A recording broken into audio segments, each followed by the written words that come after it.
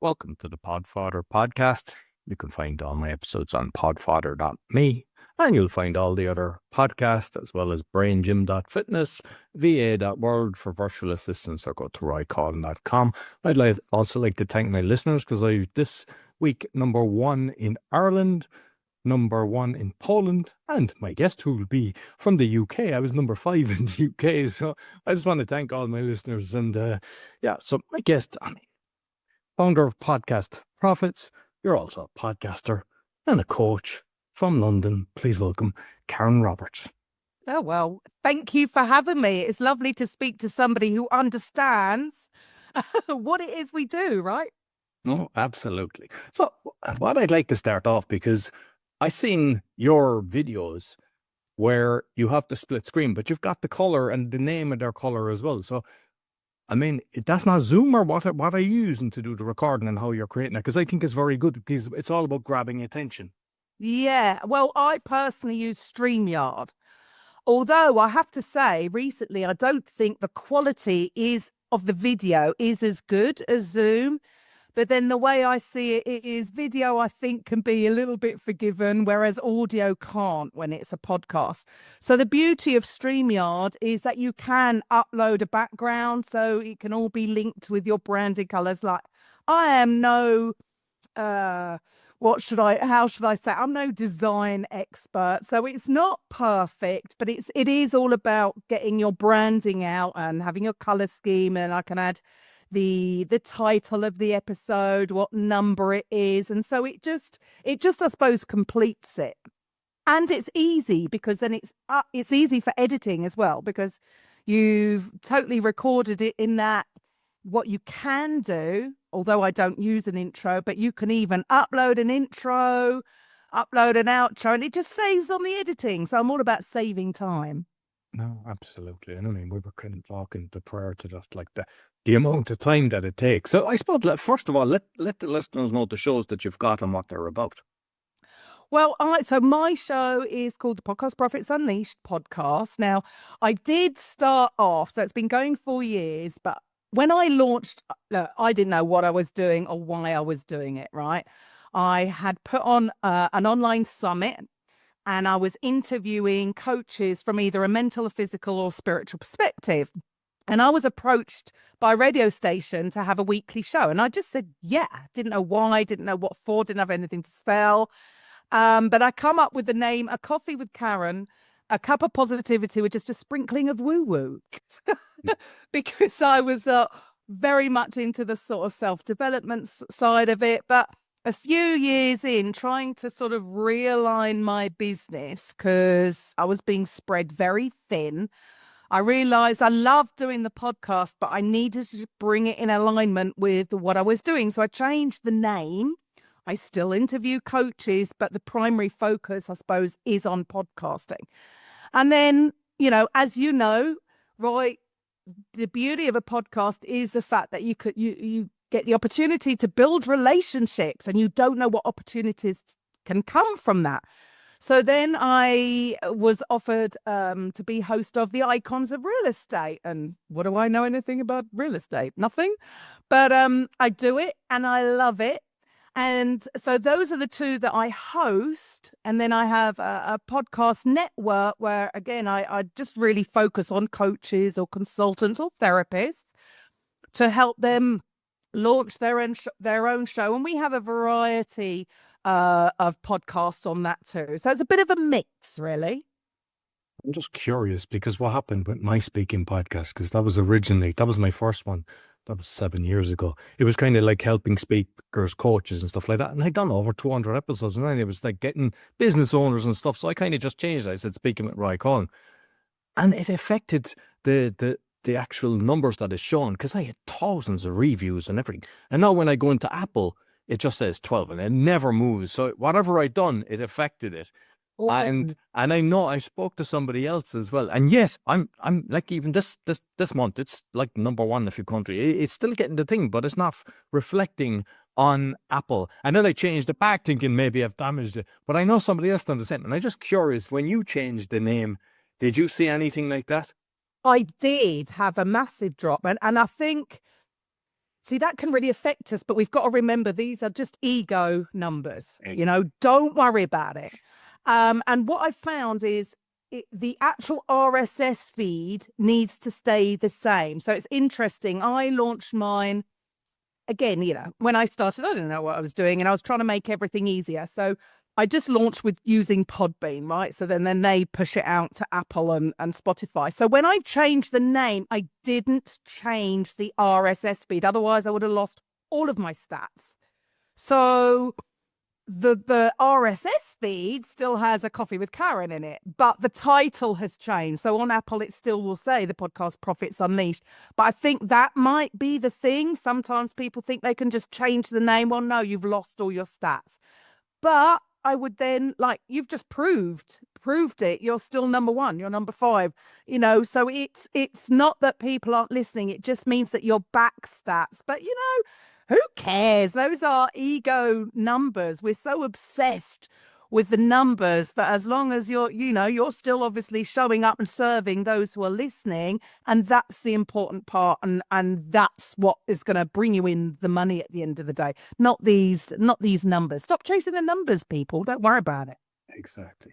And yeah, there's so many people. That's why they throw in the towel, because they think I'm only getting so many numbers, and it's kind of understanding what way to do it. So with the Podbean, because I use the Polish one with that, and that's one that actually shows the stats and everything. Because a lot of them, like the Spotify, nobody has a clue. Like you'll have the likes of Podmatch that kind of think they know, and they do, and not just them, loads of different platforms. And I've seen it where it's showing way more than it was, and like 10% of it was, so it doesn't work. So nobody actually knows, because I think everyone is trying to get the stats off, say, Spotify and Apple and all that, but the reality is they want to hold them cards themselves, because they're selling the data and it's all about the data. So I don't trust, like, because I mean, there's times I get, like, I help clients get on shows, and one, I got him on about 250. He's the guy that actually called me the Podfather when I got on about 100. So he just said, "Oh, you're the Podfather," and I went, "Oh, that's why I created the Podfather." I just like the name. But there were so many times people would have,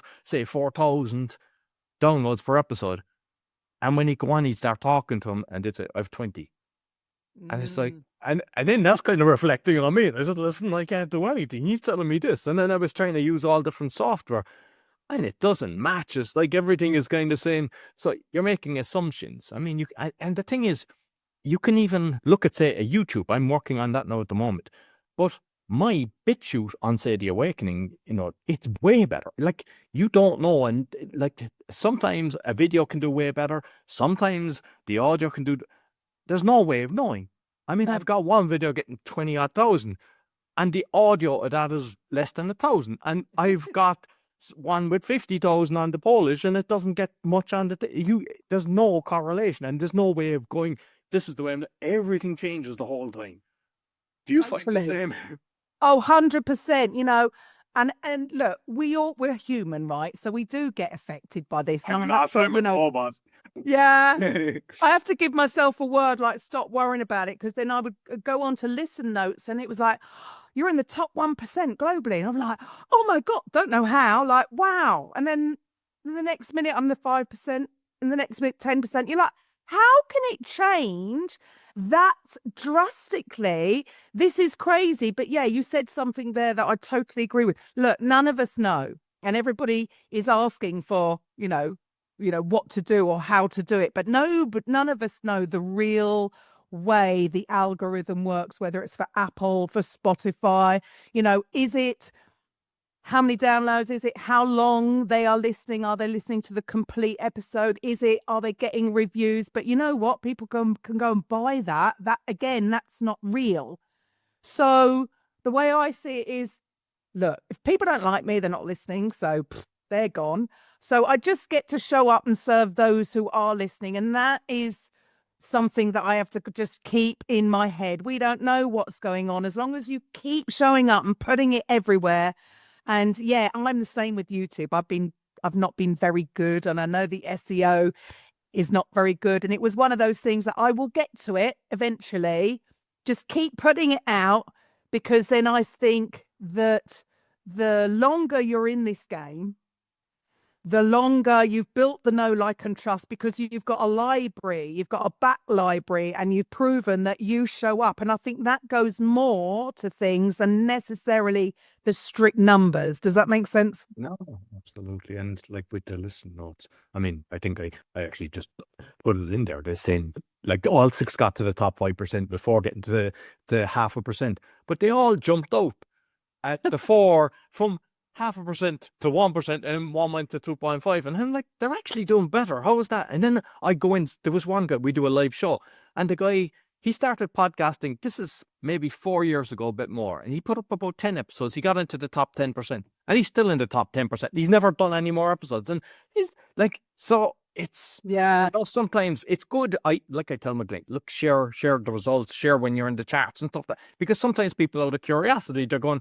oh, that's nice. And they start, I mean, there's people, it could be 3 years down the line, and they'll eventually, because they'll see me saying, right, yeah, I'm number one in Ireland or whatever, they'll just curious, and then they go, oh, I like this, you know, and then they could be actually listening the whole time. So you have to kind of share your wins as well in the chat, because a lot of people, they think they're ashamed of doing that, and that is so important to actually go, hey, look at this. And it doesn't matter if you're number 200 or something like that. It's because at the end of the day, there's thousands, hundreds of thousands that aren't there. So be happy no matter where you are, and let people know.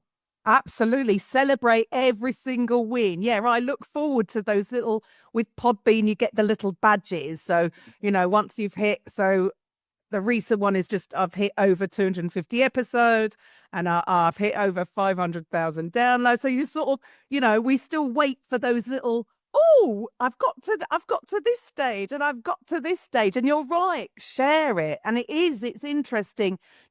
I think a lot of, and I'm only sort of speaking from the perspective of coaches, because that's the realm I'm in.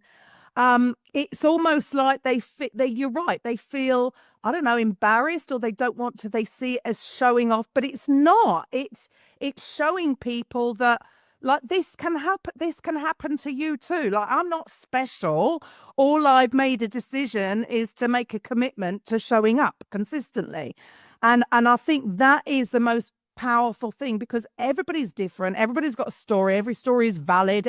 But it needs to be shared. And if you're people, it's so funny, right? I have people that they've stepped out of their comfort zone to launch a podcast, and yet they're not promoting their podcast. You're like, look, you know, social media, what do? You scroll. You might hit the light as you're scrolling. You've probably not even read it, but you're supporting somebody that you know, right? So social media, it's not being shown to all the people that you're connected with anyway. So if you're not even promoting your show and celebrating every win all the time, none of your people are going to see it. I think a lot of people have this thought process that if I'm posting too often, I'm going to piss people off. Well, no, because they haven't seen it. So you've got to keep posting, because then over maybe a period of a month, maybe, and probably not even that, everybody might have seen one post from me. So yeah, you're right. I think people are afraid to show up and celebrate the win and actually put out there what they are doing on more than once a week. And like the thing is, because most people don't know this, I love marketing, and I'm just looking at the thing. So let's say Facebook or whatever, it puts it out and it'll show, I don't know, is it 20 or 100? It'll see what the engagement is. And then if it's not really getting engagement, it doesn't show anymore. And then there's different times of the day. So like how I do it, because I'm on YouTube, Rumble, and the Spot, I'm sharing it, but at different times. Yeah. And so that's why you just don't know. Like say the Polish one, that's on Podbean as well. I haven't done an episode on that for like 8 months, 9 months, because my co-host basically, and I get more downloads now. Like even 2 days ago, it was like 4,600 in a day. Yesterday, 3,900 odd. I got my best not so long ago, 6,500. I don't know. I'm doing shorts. That's what I'm doing. I'm creating a lot of shorts and I'm posting them. They're getting 10,000 in a week. Right. I know, and it's like, everyone is thinking there's a formula that you do, and that formula then but you can create things nicer. And like, we're talking at the start, the graphic and, it all helps because it's about grabbing attention. Yeah. Look, everyone thinks there's a special button, and that's not. No. Anyone I know that's getting massive numbers have a massive team. Right. Yeah, because you've got to be consistent, and don't worry about, if people think they're seeing too much of your content, they scroll. They're not gonna, it is what it is. And again, even if it's not getting engagement, please don't worry, because trust me, they're watching. They're watching, and they will come into your world when it's the right time for them. Again, we're so obsessed with nobody's listening, or nobody's liking it, or nobody's making a comment. Well, maybe there wasn't really anything to actually write a comment, but they're seeing it, and you don't know if they're going to go and listen. And that is the thing, we don't have control over these third-party platforms. So that's why you've just got to, and I think this is the toughest thing, wouldn't you agree? Is like, we've got to take the emotion out of it and just do the work. Commit to doing the work, and it will eventually, you do attract your tribe. People might, I get a bit excited, I get a bit passionate when I'm talking. I'm not going to resonate with everybody. I can be a little bit all over the place, but you're gonna attract your own tribe. So just keep doing that. Keep focusing on that. And as long as you pump it out. People are afraid to post too often. I don't know. I post about 5 times a day. Not so much on Facebook, I've got to admit, because I do use a CRM and we can't post on the personal profile. It's so much easier when you can do it at a click of a button. So I know I don't do enough, but everybody's got to just find their system. And there, like you said, there's no one way fits all. YouTube is definitely on the increase, so I know it's something that I've got to get my head down and actually focus on. And I actually learned this at an early stage. It was because it was the speaking, and that was my first one, and I ended up doing like three a week, and thinking if I do more than 2 that I'll double my audience, but it actually, I went way up. But I went to like one of the events that I know loads of people at, and it's where I actually learned how to podcast. A guy done a workshop outside of the event, and so many people came up to me saying, "I love your podcast. I'm listening to all the episodes." And they never once gave a comment or a thumbs up. And it was lovely to hear that. But it's exactly what you've just said, because you just assume, sometimes, I remember when I started first, it was like my brother, he never even listened for over a year. And I was like, come on, and now he's listening to it. Like, I've got The Awakening and everything. And he's commenting. And I never even asked them about the other ones. It's like, you just assume that all the people that know you are going to be listening and everything. And if it doesn't resonate, they just might be just for them. And there'll be people following, and don't worry, because I've done 1,500 episodes, and when I'm interviewing people, I go into all the social media and I check, and it's the same at most people. There might be 1 or 2 comments, a heart, and maybe no comments, just a heart. Even depending, they could have 50,000, they might have 500. Follow. It doesn't matter. Most of them, there's very few. And then people think, nobody cares about this, and then they throw in the towel. And it's like, no. Yes. If one person is listening and you change their life, or you help them, or whatever you're doing, that you give them a thought that they go, oh, I can now create income to help me pay for my bills and stuff like that, it's worth doing it, because you're making the world a better place. And that's all you need to do. Come from a place of love to make change in the world. Absolutely. And as I said earlier, I don't know how the algorithm works, but from my personal experience, I would say the first 2 years, I felt that I really wasn't getting anywhere. And I went from 1 to 3 episodes a week, and I did actually see growth from that. But for me, because I was doing so many other things, I just got burnt out.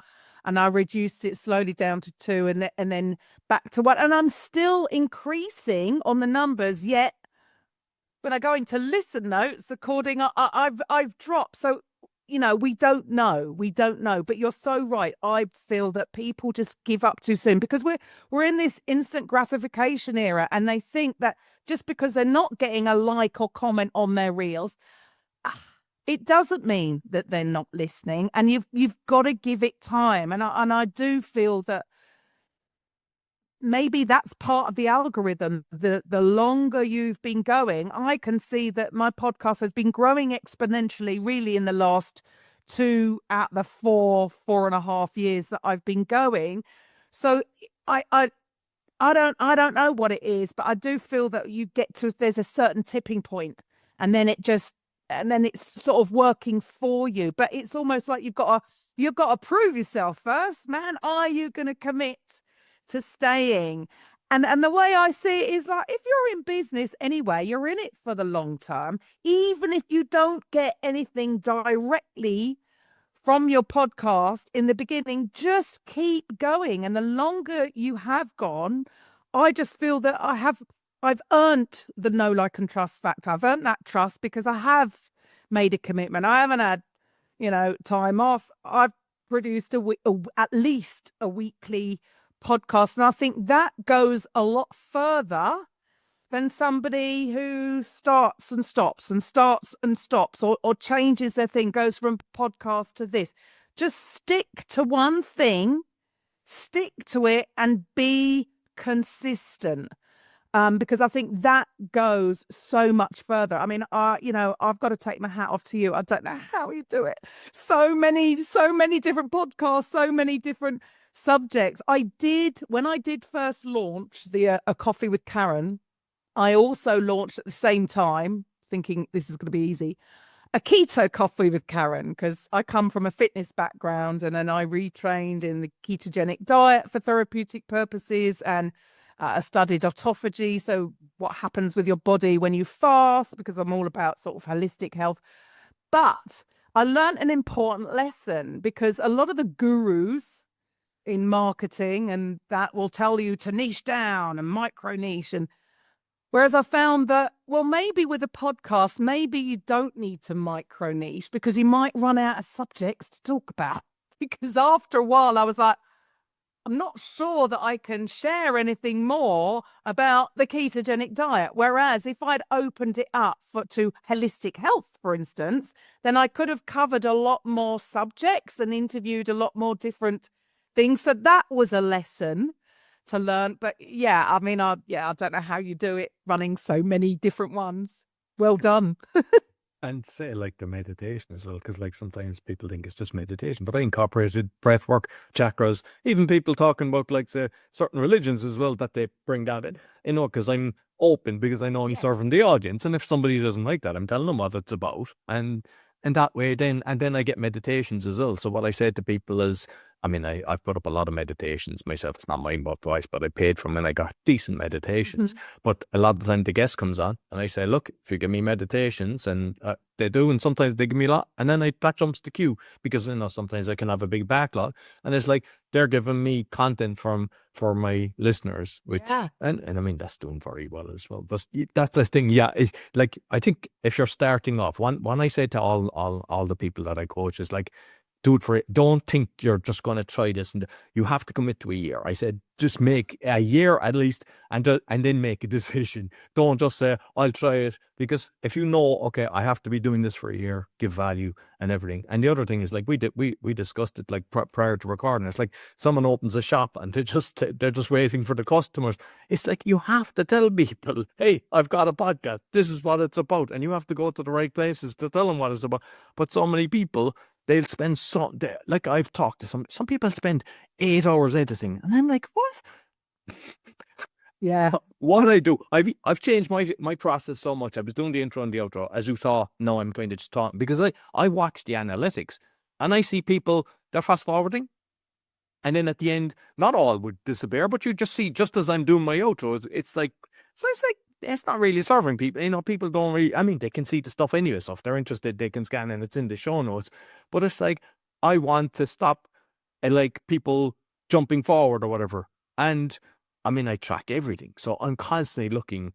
Like, I'll give an example. One time I had a guy and he just wasn't, I think he just crawled out of bed, or he was about to go to bed. And I was like, but he was talking about bugs. And the way the bugs, they're grinding the bugs, making bars. And I said, all right, this is a hot topic. This should be good. And I just didn't want to put it up. I said, this is terrible. But I just said, yeah, look, I've done it. I put it up.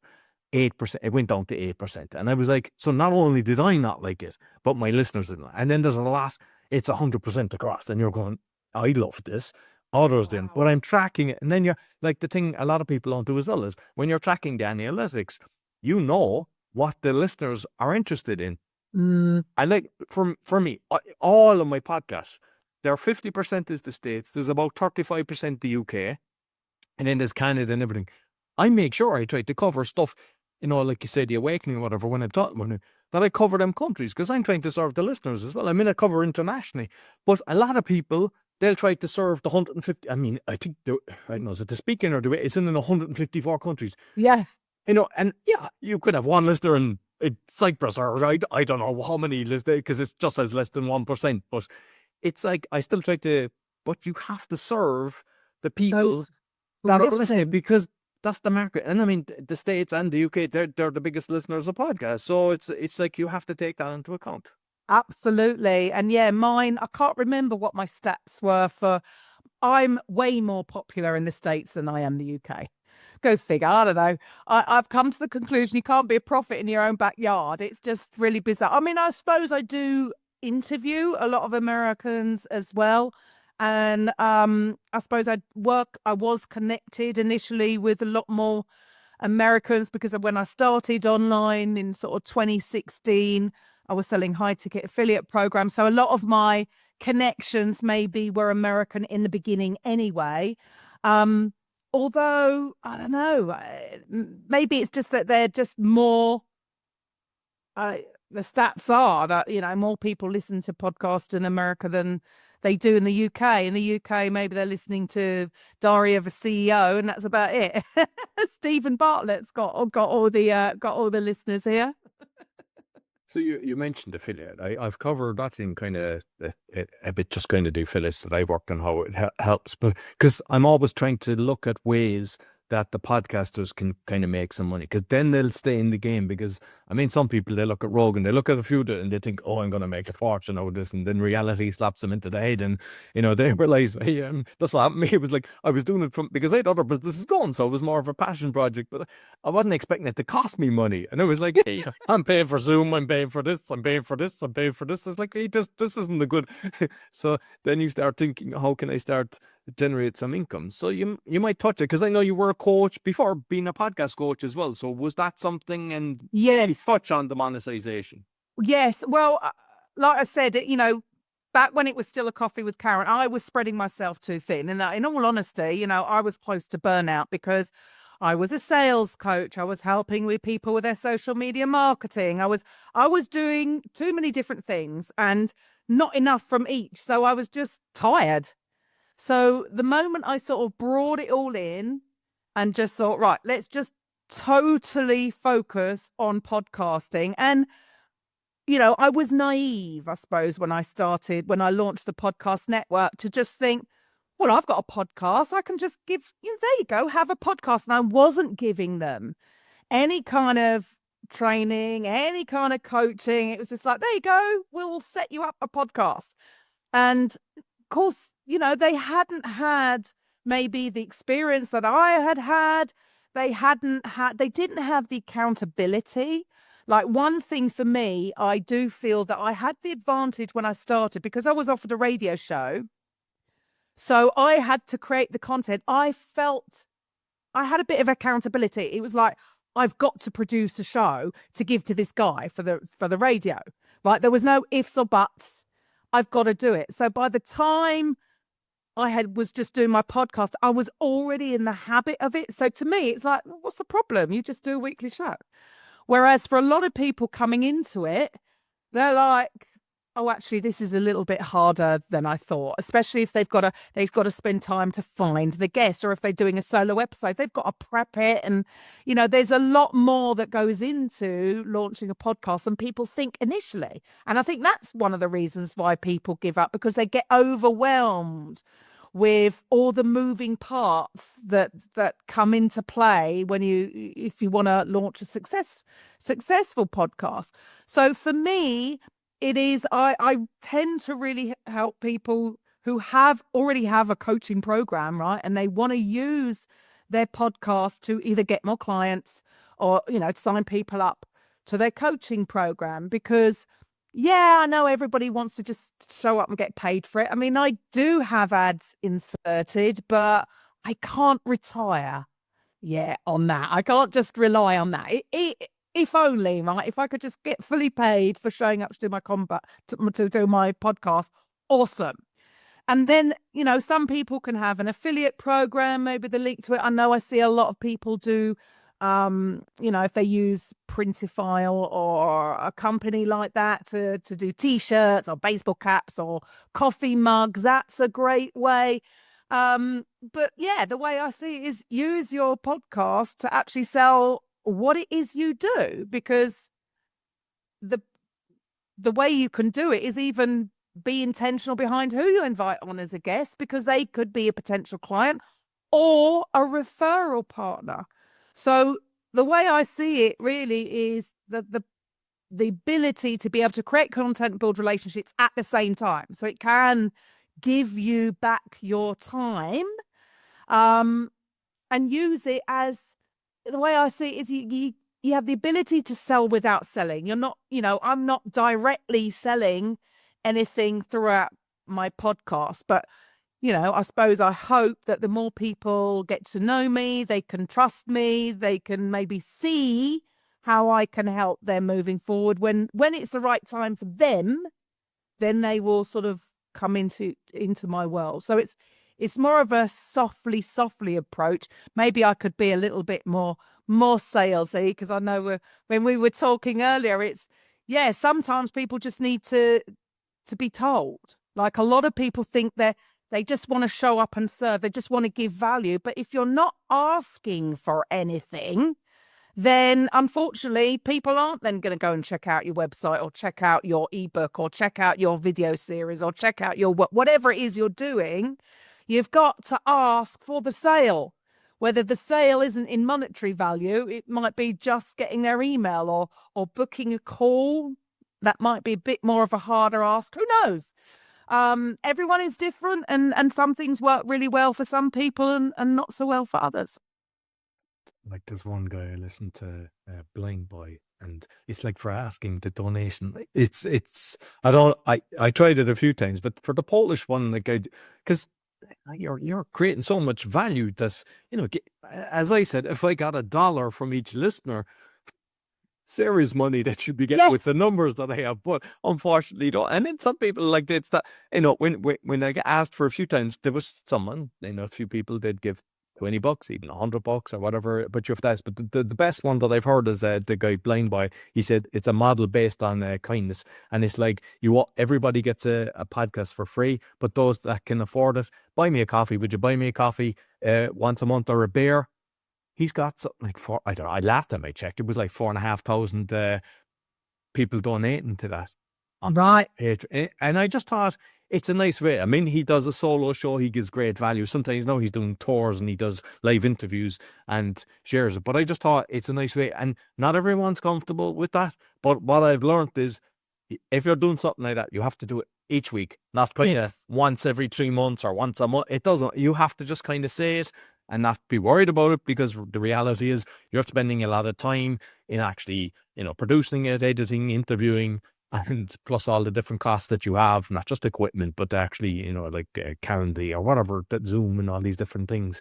And I think people then, if they're getting value and they can afford it, it's a nice way of actually doing it. Absolutely. So do what works for you. That buy me a coffee thing is just such an easy thing to do. I mean, I admit, that's just actually, you've just made me think, actually, because when I launched Podbean, I think I did set up a patron thing, but man, that's so out of date. I've never really done anything with it. So you've just reminded me to go back and change it, because it was when because I took on, the reason I actually launched the podcast network is because the radio show that I was on, the guy came to me a couple of years ago and said, look, when your contract runs out, I'm giving it up. Do you want it? And I went, yeah, because I say yes to everything. And so I took on a whole radio station. So then I launched a podcast network, and then it was like, Karen, you're crazy. This is just way too much. And really, what is the point? podcasting is the way. Radio station, once the show's gone, it's gone, right? There's just no point in it. So I gave up the radio station and focused on the podcast network. So thank you. That's just been a real big reminder. I'm like, I did have a patron thing set up, but that needs to be totally edited.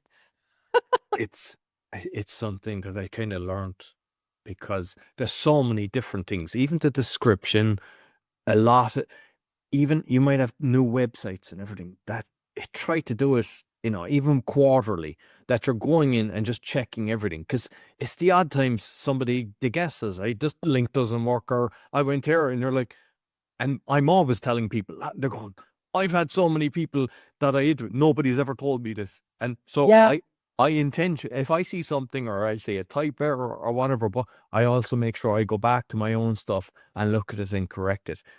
And like, you mentioned the way some people, they feel overwhelmed and everything. And I got a lot of books at the start. I was reading different books. What I was finding is a lot of them never even podcasted. They're writing books about podcasting. And then you've gone, and every single thing that I've done, I've brought myself, I kind of figured out, I'm into marketing and copywriting and just playing around with everything and just tracking it. But there's coaches out there as well. There's a lot of coaches out there, and they're offering all these different things, and they've never podcasted. And no, it's like going to the doctor that has not trained to be a doctor and say, hey, I need an operation. So what I would say that, like, not just that if they like your style or my style and they want to get coaching by us, but if you're going to go to somebody, make sure that they have done it and they know what they're doing. Oh, absolutely, because it's so easy to say, isn't it? And I do think so many people think, oh, well, I've got to do, I'll just record something on Zoom and upload it to Apple. And you're like, well, good luck with that, because maybe, just maybe, there's a little bit more going on behind the scenes if you want to make it work. And there are so many sort of moving parts with it. And yeah, I don't know it all. I'm still learning. There's always, and this is the beauty of speaking to somebody like yourself and other people within the industry. And that's why I love Podmatch. I think what Alex is doing there is just phenomenal, because this is the point. It's not always about being a guest on someone's show to promote your stuff, or having a guest on hoping they're going to be a client. It's if you resonate with the people, you don't know what opportunities can come from that. Like with the icons of real estate, we had a client that she spoke to. She had somebody on her show, and it turned out that she had she was a part owner in a bank that gave out $100 million deals. Well, that's pretty rare, right? So the next minute, she found somebody that took advantage of that, and she got a kickback. Like, happy days. You don't know who's going to come on your show or who you're going to invite as a guest. And through the conversation, because that's what it's all about. It's not just about the recording of the show. Some podcasters just put all their energy into finding the guest, prepping the guest in advance, recording the show, and then editing it. And then it's gone. I've had podcast hosts say to me, man, I didn't even hear from them again. You're like, what? There's so many other aspects of it. And if people realize that, man, you like, we had a chat before, I'm sure we'll have a chat afterwards. You don't know how people can, even if they're in the same field of view, it's irrelevant, because I don't believe in competition. It is all about collaboration. And so it's through the building of the relationship. Some people you're going to resonate with. I've had guests that I think, I'm not going to speak to them again. And I think it's important, because like sometimes people, they'll just come on just exactly on the time, right? And that's okay as well. But the minute you're ending, they're gone, right? Yes. Then I send all the links with when it goes out, where it's some people, they're delighted, they're sharing it and doing, and there's others they don't even respond. Many don't. And there you're going, like, I have options as well, where if you want to jump the queue, that they can kind of on the other shows, like that's, because I've got such a demand that I say, hey, if you want to jump the queue and be out in a couple of weeks, pay a couple of $100, and I create charts and stuff like that. Some people avail of that, but there's others, and they don't do that, and then they're trying to get out. But like when you're putting it out, like with top of the charts and everything, they're not tagging it, they're not liking it, Yes. and I mean, I don't care because it's like I just say, yeah, grand. But these are the people that are doing 50 in art, 50. Some are doing 50 in a month, and they're thinking they're actually doing brilliant, and they could Yeah. 10, but actually engage and make a No. connection because they could have business future. Because I mean, if I connect with somebody, I think of them then when someone's asking for a certain service.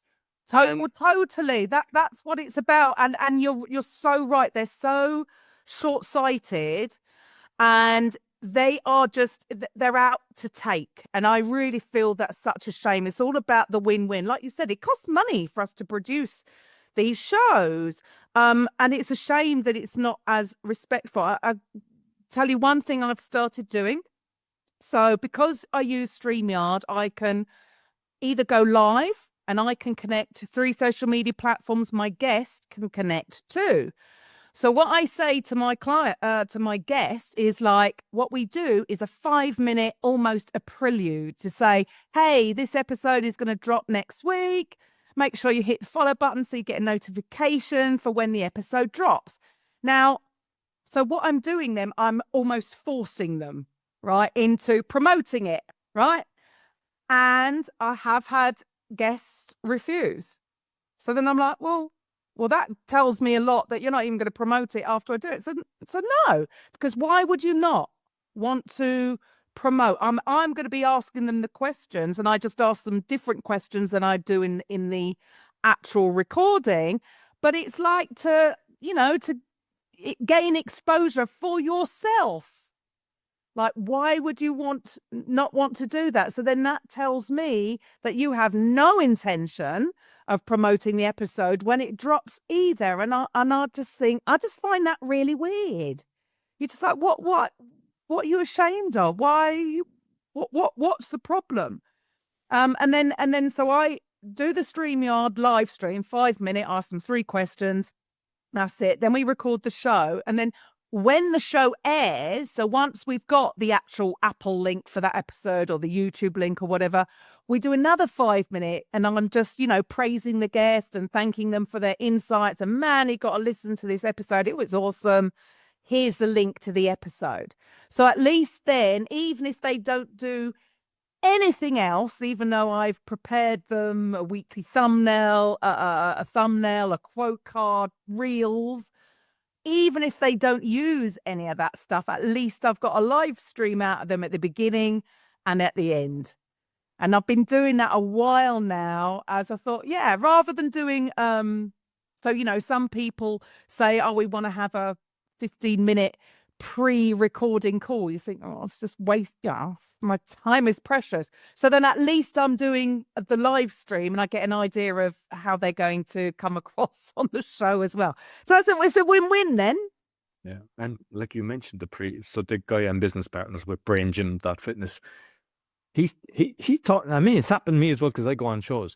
He do the pre-call, and some people, they're like blending a drink or doing something, so they're not even taking it seriously, because I mean, if I don't do pre-calls, I've never done pre-calls, but I've been on ones where people request it, and I said, yeah, fair enough, if that's your kind of thing. It's happened once or twice where I thought, okay, this is good because your man is really planning in kind of what we're going to discuss and everything. I said, okay, they're professional. But what Arnold, my business partner, he said he's been on ones, and then the interview was like 4 months later, and it's like your man is asking, what are we discussing and everything. So they're doing a pre-call just for the sake of kind of, and there's a lot of ego in it as well. Like, cause sometimes, I mean, I go on a lot of and I'm like, this didn't make sense. Well, they're just, it's wasting both of our time. Yes. Because like when you have it's never an hour. It's like 5 to 15 minutes. And the problem is you're blocking out an hour of your time. Yeah. I know. So I'm not but sometimes people say they want to connect with people and see if there's a gel and everything. I know by actually looking at everything. I look at all the stuff, and I'll even listen to a bit of an interview. Sometimes, that I listen to the interview and I go, okay, yeah, this guy is going to serve the audience, the listeners, and then I'll do it. But I don't see why most of them they're wasting their own time. That's the way I see it. And like, so if you're thinking of starting or you're doing it, just see, is it really serving you? Are you actually using it properly? Because there's no, that's how we do. there is just not watch every minute of the day, because that's the one thing, no matter how much money you can't buy time. So, value. Absolutely. See, my podcasts, they're not that long. Well, I started out doing 60 minutes because I started with a radio show, so it had to be 60 minutes. These days, it's really as long as it needs to be. Sometimes it's 30 minutes, sometimes it goes longer. It depends how my guest is, how conversational they are. Like sometimes you get a guest, you ask them a question, you don't really get that much back. So it might be a little bit shorter because I've sort of got to the end. So I don't really have a hard limit anymore. But yes, now the way I see it is it's an hour booked, but then we get a live stream out of it and we record the show. That's it, done. So I'm just trying to pull back my time because, yeah, you're right. Our time's precious, isn't it, Roy? And like, there's two important things there that you said. One is, I know somebody did do a 30-minute interview, and you could have an incredible guest, and they're just going, it's 30 minutes, let's finish it. And that's something I'm very flexible. I mean, sometimes I'll think, look, this can be 30 to 40, and sometimes it goes well over an hour. And there's other times, as you say, it's like pulling teeth. Like you're asking somebody and they're getting, yes, no. And you're like, oh, she's like being on a bad date. Like you're going, what's the point? Like, so, it can be 20 minutes. And the other thing is, I think it was two, but there was one, every question that I asked him, it was like he was doing internet marketing. He was like, well, with my customer, he was pitching the whole time. And I was like, this isn't going out. And because he was, so full of himself, he doesn't even realize it never went out because he never came back to me. But it was like you have to make sure that you're serving I see so many people that put out quality. That is like, I mean, I had one recently, a brilliant interview, but for some reason the internet, and I have to go in and spend the time to take out the little gaps where there was just a pause and one froze and everything. But it was a brilliant, I could put it out as it is. But then people are watching or they're listening. They go, what's going on here? There's like a 5-second, and loads of people, or if it's breaking and everything, they'll just throw it out there. Yeah. And just remember, or if there's like certain noises going on, because I'm conscious, that's why I always wear there. If I hear certain noises, like loads of people, they're the noises, and they just think, because on the video it's grand. If you're watching YouTube, you don't even think about it. But if you're listening on your earphones, which a lot of people do, you could be hurting them. Yeah. So it just, and like at the start, I used to listen. I mean, when I'm editing, I'm listening as well. But I mean, at the start, when I was doing it first, like not only did I edit, but then I'd have it upload, and I'm listening myself, making sure that I didn't miss a mistake. I mean, just checking everything. And I think at the start, you end up doing a lot of these different things, but then you're trying to, okay, how can I make it easier? And you just shorten everything. So at the start, you get overwhelmed and you like going, oh. But then you start going, oh, shortcut, I can do this. Oh, I can do this. Oh, I can get somebody to create the shorts for me. I can do this. They can post the shorts. And just start doing it like that instead of, spitting out crap. I mean, you think, oh, I just done it, I'll send it out.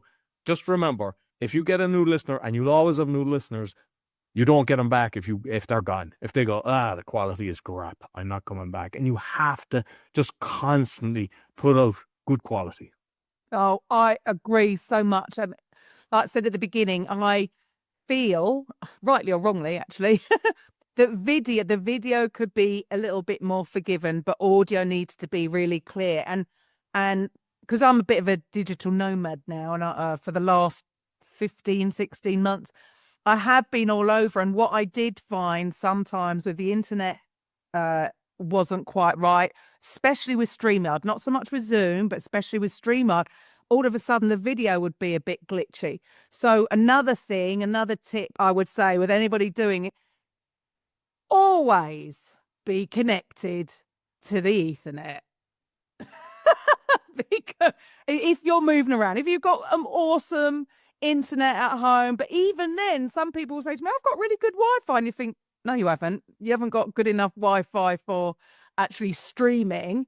So that is one thing that I've learned, is just Keep it simple. Make sure you're connected directly into the router using an Ethernet, because that has helped me a lot more. And yeah, it was definitely more with a video, but you're right. I mean, YouTube is the thing. So maybe I need to spend a little bit more time making that a little bit better.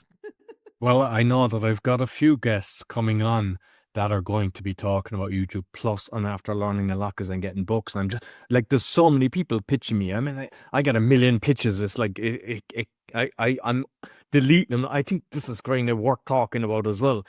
You'll have people going, I get you 10,000, I'll get, and you can just say no thanks or whatever, and they'll write again, and they'll write. Oh. I know, unfortunately, they're after hijacking LinkedIn. And it's like, oh, so please Don't. They'll just, I'm just removing them now. I like to be nice, because what happens is they're coming in and they're liking your things, or they might comment, but then there's others, they're doing their pitch under your post. And yeah. Come on, I'm an expert promoter, and they're doing their pitch under your post. Like, that's really being an expert. So yeah, it's like, they will suck your time, they'll annoy you, they don't understand. Like, if you were trying to pitch me and I said, no, sorry, Instagram, that's it. Yes. Then they're right the next day, hi, sir.